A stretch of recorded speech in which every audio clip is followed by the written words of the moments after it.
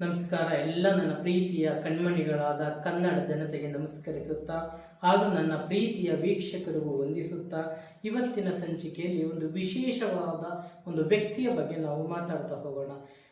ನಿಮಗೆಲ್ಲ ಗೊತ್ತಿರುತ್ತೆ, ಕರ್ನಾಟಕದಲ್ಲಂತೂ ಫೇಮಸ್ ಆದಂತಹ ಒಬ್ಬ ವ್ಯಕ್ತಿ ಹಾಗೂ ಇವರು ರಾಜಕಾರಣದಲ್ಲಿ ಎಲ್ಲ ರೀತಿಯಿಂದಲೂ ಎಲ್ಲ ಒಂದು ರಾಜಕೀಯ ಮುಸ್ತರ್ಜಿಗಳ ಒಂದು ನೇತೃತ್ವದಲ್ಲಿ ಬೆಳೆದಂತಹ ಒಬ್ಬ ವ್ಯಕ್ತಿ, ಒಬ್ಬ ರಾಜಕೀಯ ಧುರೀಣ ಅಂತ ಹೇಳ್ಬೋದು, ಒಬ್ಬ ರಾಜಕೀಯ ತಂತ್ರ ಹೊಂದಿರುವಂತಹ ವ್ಯಕ್ತಿ, ರಾಜಕೀಯವನ್ನು ಆಳವಾಗಿ ಅಧ್ಯಯನ ಮಾಡಿದಂತಹ ವ್ಯಕ್ತಿ, ರಾಜಕೀಯವನ್ನು ಹತ್ತಿರದಿಂದ ನೋಡಿದಂತಹ ವ್ಯಕ್ತಿ, ರಾಜಕೀಯದಲ್ಲೇ ಇರುವಂತಹ ವ್ಯಕ್ತಿ, ನಿಮ್ಮೆಲ್ಲರ ಒಬ್ಬ ಧೀಮಂತ ನಾಯಕ ಅಂತಲೂ ಕೂಡ ಕರಿಬಹುದು. ಅದು ಬೇರೆ ಯಾರು ಅಲ್ಲ, ನಮ್ಮ ಡಿ.ಕೆ. ಶಿವಕುಮಾರ್ ಸರ್ ಬಗ್ಗೆ ಇವತ್ತು ನಾವು ನೋಡೋಣ. ಅವರ ಬಗ್ಗೆ ಹೇಗಿದೆ, ಅವರ ಯೋಗ ಫಲಗಳಿಗಿದೆ, ಮುಂದಿನ ಯೋಗ ಹೇಗಿದೆ, ಈ 2025 ಏನೆಲ್ಲ ಮಾಡಿಸುತ್ತೆ ಅವರಿಗೆ, ಮತ್ತೆ 2024 ಹೇಗಿತ್ತು, ಮುಂದೆ ಹೇಗಿದೆ ಅನ್ನೋದ್ರ ಬಗ್ಗೆ ನಾವು ನೋಡ್ತಾ ಹೋಗೋಣ. ಇವತ್ತು ಅದಕ್ಕಿಂತ ಮೊದಲು ನನ್ನ ಕುಲದೇವತೆಯಾದಂತಹ ಲಕ್ಷ್ಮೀ ರಂಗನಾಥ ಸ್ವಾಮಿ, ಗವಿ ರಂಗನಾಥ ಸ್ವಾಮಿ, ಗುಂಡಪ್ಪ ಸ್ವಾಮಿಯ ಪಾದಾರವಿಂದಗಳಲ್ಲಿ ನಮಸ್ಕರಿಸುತ್ತಾ, ನೋಡಿ, ನಮ್ಮ ಡಿ.ಕೆ. ಶಿವಕುಮಾರ್ ಅವರು ಹುಟ್ಟಿದ್ದು 15ನೇ ತಾರೀಕು 5ನೇ ತಿಂಗಳು 1961ನೇ ಇಸ್ವಿಯಲ್ಲಿ ಅವರು ಜನನವನ್ನ ಪಡಿತಾರೆ. ಅವರಿಗೆ ನೋಡಿ, ಆ ರೀತಿ ಬಂದಾಗ ಅವರಿಗೆ ತೌರಸ್ ಅಂದ್ರೆ ವೃಷಭ ರಾಶಿ ಹಾಗೂ ವೃಷಭ ರಾಶಿಯಾಗಿರುತ್ತೆ ಅವ್ರದ್ದು. ಮತ್ತು ಅವ್ರದ್ದು ಕೃತಿಕಾ ನಕ್ಷತ್ರ 3ನೇ ಪಾದ ಬರುತ್ತೆ. ಯಾವುದು? ಕೃತಿಕಾ ನಕ್ಷತ್ರ 3ನೇ ಪಾದ. ಅವ್ರದ್ದು ಲಗ್ನ ಬಂದು ಮೇಷ ಲಗ್ನ. ಮೇಷ ಅಂದ್ರೆ ಮಂಗಳ, ಶುಭ ಅಂತ ಹೇಳ್ತೀವಲ್ಲ. ಮೇಷ ಲಗ್ನದಲ್ಲಿ ಬೆಳಗ್ಗೆ 5:34ಕ್ಕೆ ಜನನ ಆಗಿದೆ. ಆ ಪ್ರಕಾರವಾಗಿ ನಾವು ಹೇಳುವುದಾದರೆ ಇವರಿಗೆ 2ನೇ ಮನೆಯಲ್ಲಿ ನೋಡಿ, ಪಿತ್ರಾರ್ಜಿತ 2ನೇ ಮನೆ ನೋಡಿ, 2ನೇ ಮನೆಯಲ್ಲಿ ಅವರಿಗೆ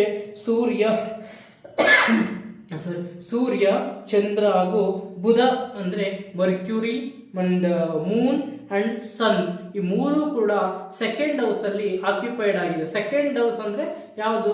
2ನೇ ಮನೆ.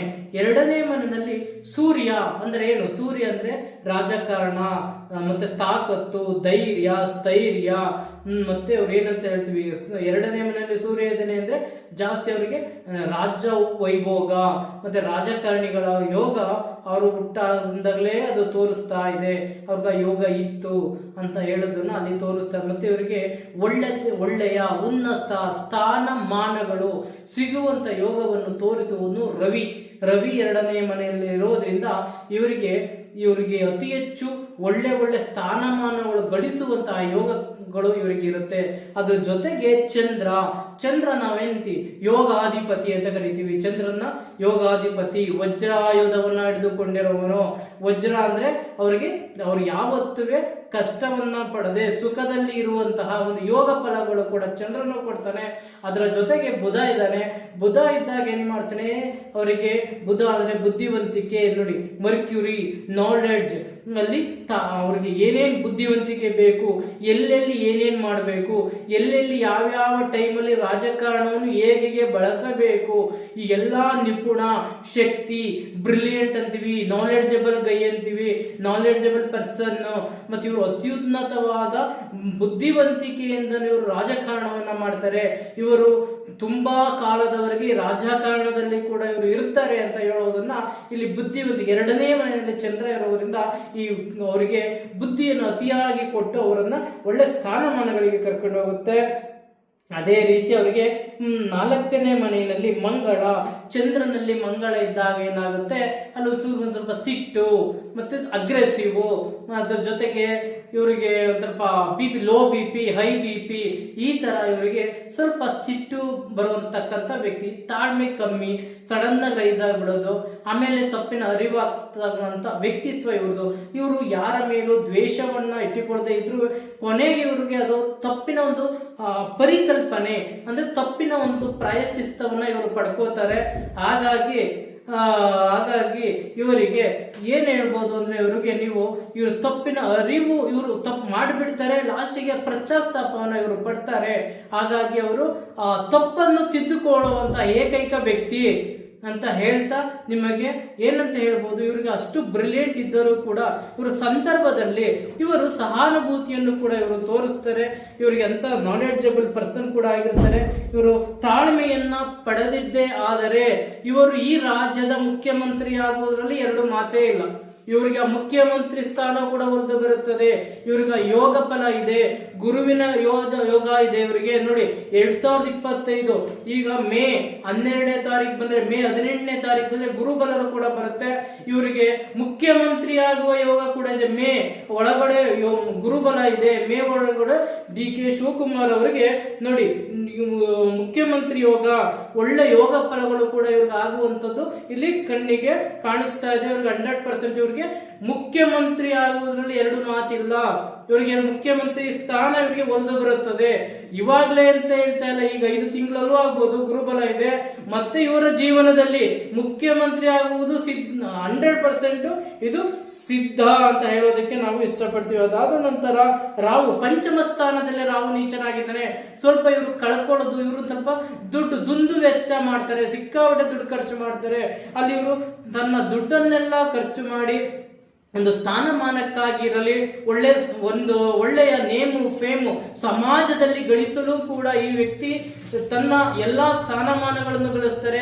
ಅದ್ರ ಜೊತೆಗೆ ಇವರು ಪಬ್ಲಿಕ್ ಅಂದ್ರೆ ಈ ಏನಂತೀವಿ, ಈ ಕಂಫರ್ಟಬಲ್ ಝೋನ್ ಅಂತ ಕರಿತೀವಿ. ಯಾರಿಗೆ ಪಬ್ಲಿಕ್ ಅಲ್ಲಿ ಕೆಳಮಟ್ಟದ ನಮ್ಮ ಈಗ ಕಾಮನ್ ಪೀಪಲ್, ಬೇಗ ಕಾಮನ್ ಪೀಪಲ್ ನ ರೀಚ್ ಆಗುವಂತ ವ್ಯಕ್ತಿತ್ವ ಈ ವ್ಯಕ್ತಿಯಲ್ಲಿ ಇರುತ್ತದೆ. ಅಲ್ಲಿಗೆ ಮಾಸ್ ಲೀಡರ್ ಅಂತ ಕರಿಬಹುದು ಈ ವ್ಯಕ್ತಿಯನ್ನ. ಕೆಳಮಟ್ಟದ ಜನಾಂಗವನ್ನು ಬೇಗ ಇವರು ಅಬ್ಸರ್ವೇಷನ್ ಮಾಡ್ತಾರೆ. ಅವರನ್ನ ಮನಸ್ಸಲ್ಲಿಟ್ಟು ಕೆಲಸವನ್ನು ಮಾಡುವ ಏಕೈಕ ವ್ಯಕ್ತಿ ಅಂತ ಹೇಳ್ಬೋದು. ಬೇಗ ಅವ್ರ ಜೊತೆ ಹೊಂದಾಣಿಕೆ ಮಾಡ್ಕೋತಾರೆ. ಬೇಗ ಇವರ ಪಥ ಸಂಚಲನವನ್ನ ಕೂಡ ಮಾಡಿಕೊಂಡು ಇವರು ಒಳ್ಳೆ ಸ್ಥಾನಮಾನಗಳನ್ನ ಹೇಳ್ತಾರೆ. ಅದೇ ರೀತಿ ನೋಡಿ 10ನೇ ಮನೆಯಲ್ಲಿ ಗುರು ಮತ್ತೆ ಶನಿ ನೀಚ ಭಂಗ ರಾಜಯೋಗ ಅಂತೀವಿ ನಾವು. ಗುರು ಮತ್ತೆ ಶನಿ ಬಂದಾಗ ನೋಡಿ, ಶನಿ ಇದನ್ನ 10ನೇ ಮನೆಯಲ್ಲಿ ಶನಿ ಇದ್ದಾನೆ. ಶನಿ ಸ್ಥಿರವಾಗಿರ್ತಾನೆ, ಯಾವಾಗಲೂ ಸ್ಥಿರಸ್ಥಾರಕವಾಗಿರ್ತಾರೆ. ಹಾಗಾಗಿ ಅವರು ಶನಿವಾರದ ನಂತರ ಇವರಿಗೆ ಉತ್ತಮವಾದ ಯೋಗ ಫಲಗಳು ಕೂಡ ಇದೆ. ಗುರು ಮತ್ತೆ ಶನಿ ಜೊತೆಯಲ್ಲಿ ಜುತಿ ಅಂತ ಕರಿತೀವಿ. ಮತ್ತೆ ಶನಿ ಮತ್ತೆ ಗುರುವಿನ ಜೊತೆಯಲ್ಲಿ ಅವ್ರೇನಾಗುತ್ತೆ, ಅವರಿಗೆ ಒಳ್ಳೆ ನೀಚಭಂಗ ರಾಜಯೋಗ, ಅಲ್ಲಿಗೆ ರಾಜಸ್ಥಾನವನ್ನು ಕೂಡ ಇವರು ಪಡ್ಕೋತಾರೆ. 11ನೇ ಮನೆಯಲ್ಲಿ ಕೇತಿರೋದ್ರಿಂದ ಸ್ವಲ್ಪ ಇವರಿಗೆ ಒಂದ್ ಸ್ವಲ್ಪ ತಮ್ಮೊಳಗಡೆನೆ ಇವರಿಗೆ ಒಂದ್ ಸ್ವಲ್ಪ ನೆಗೆಟಿವ್ ವೈಬ್ರೇಷನ್ ಇದೆ. ತಮ್ಮೊಳಗಡೆ ಅಂದ್ರೆ ಅವರ ನಂಬಿದವರೇ ಇವರಿಗೆ ಕೈ ಕೊಡ್ತಕ್ಕಂಥದ್ದು ಕೂಡ ಜಾಸ್ತಿ ಇರುತ್ತೆ. ಇಂಥವ್ರ ಬಗ್ಗೆ ಹೆಚ್ಚು ಗಮನ ಹರಿಸಿ ಇವರು ಮುಂದೆ ಹೋಗಿದ್ದೆ ಆದ್ರೆ 100% ಇವರು ಯಾವುದೇ ಭಯವಿಲ್ಲದೆ, ಯಾವುದೇ ಸಂದೇಹವಿಲ್ಲದೆ ಮುಖ್ಯಮಂತ್ರಿ ಆಗುವುದರಲ್ಲಿ ಯಾವುದೇ ಎರಡು ಮಾತಿಲ್ದಾನೆ ಆಗ್ಬಹುದು ಅಂತ ಹೇಳಬಹುದು. 12ನೇ ಮನೆ ಶುಕ್ರ, ಇವರು ಅಂದುಕೊಂಡದನ್ನು ಮಾಡಿಯೇ ತೀರುತ್ತಾರೆ. ನೋಡಿ, ಇವ್ರು ಮನೆ ಕಟ್ಟಬೇಕು ಅಂದ್ರೆ ಮನೆ ಕಟ್ತಾರೆ, ಇಲ್ಲ ಮನೆ ಕೊಡಬೇಕು ಬಡವರಿಗೆ ಅಂದ್ರೆ ಕೊಟ್ಟೇ ಬಿಡ್ತಾರೆ. ಎಷ್ಟು 3,000 4,000 ಮನೆ ಬಡವರಿಗೆ ಕೊಟ್ಬಿಡಿ. ಇವ್ರ ಹತ್ರ ಯೋಗ, ಇವ್ರು ಆಡಿದ್ದನ್ನು ಉಳಿಸಿಕೊಳ್ಳುವ ವ್ಯಕ್ತಿ, ಇವರು ಅಂದದ್ದನ್ನು ಮಾಡುವಂತಹ ವ್ಯಕ್ತಿ. ಶುಕ್ರ 12ನೇ ಮನೆಯಲ್ಲಿ ದಾನ ನೋಡಿ, ನಷ್ಟವಾದರೂ ಕೆಲಸವನ್ನು ಮಾಡಿಸ್ತಾನೆ. ದುಡ್ಡು ನಷ್ಟ ಆಗಿರ್ಬೋದು, ಇಲ್ಲ ಅಂತ ಹೇಳಲ್ಲ, ಆದ್ರೆ ಕೆಲಸಗಳನ್ನ ಮಾಡಿಸುತ್ತಾನೆ. ಹಾಗಾಗಿ DK ಶಿವಕುಮಾರ್ ಅವರ ಒಂದು ಯೋಗ ಫಲವನ್ನು ನೋಡಿದರೆ 2025 ಮೇ ತಿಂಗಳವರೆಗೂ ಇವರಿಗೆ ಗುರುಬಲ ಚೆನ್ನಾಗಿದೆ. ಹಾಗಾಗಿ ಇಲ್ಲಿ ಇವರು ಸಾಧನೆಗಳನ್ನು ಕೂಡ ಮಾಡ್ತಾರೆ. ಆನಂತರ ಕೂಡ ಇವರಿಗೆ ಯೋಗ ಚೆನ್ನಾಗಿದೆ. ಈ 2025 ಒಟ್ಟಿನಲ್ಲಿ DK ಶಿವಕುಮಾರ್ ಅವರಿಗೆ ಮುಖ್ಯಮಂತ್ರಿ ಯೋಗವನ್ನು ಕೊಡುವಂತಹ ಫಲಗಳು ಹೆಚ್ಚಾಗಿ ಕಂಡು ಬರುತ್ತಿದೆ ಅಂತ ಹೇಳ್ತಾ ಇವತ್ತಿನ ಈ ಕಾರ್ಯಕ್ರಮವನ್ನು ಮುಗಿಸ್ತಾ ಇದ್ದೀನಿ. ಎಲ್ಲರೂ ನಮ್ಮ ಶಾಸ್ತ್ರ ಸಿದ್ಧಾಂತವನ್ನು ಸಬ್ಸ್ಕ್ರೈಬ್ ಮಾಡ್ಕೊಳ್ಳಿ, ಶೇರ್